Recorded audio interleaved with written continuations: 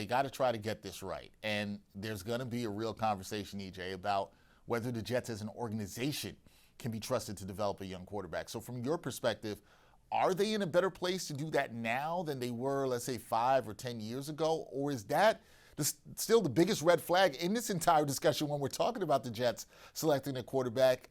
Can they be trusted to develop a young quarterback? Because from a lot of people, they're going to be like, look, we haven't seen it.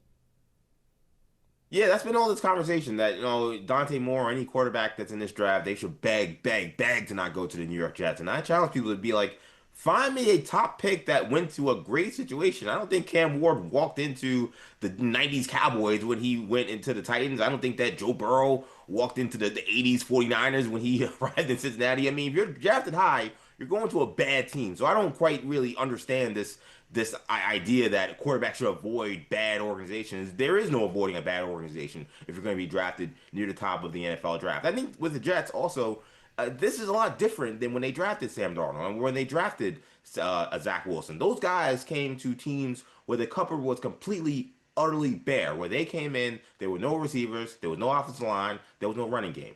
Yes, the Jets were a terrible football team this year, but they actually have some of the foundational pieces you need to help support a young quarterback. You have a number one wide receiver in Garrett Wilson. You have an offensive line that started all 17 games and has a lot of young talent, guys that definitely look like they'll be long-term NFL starters.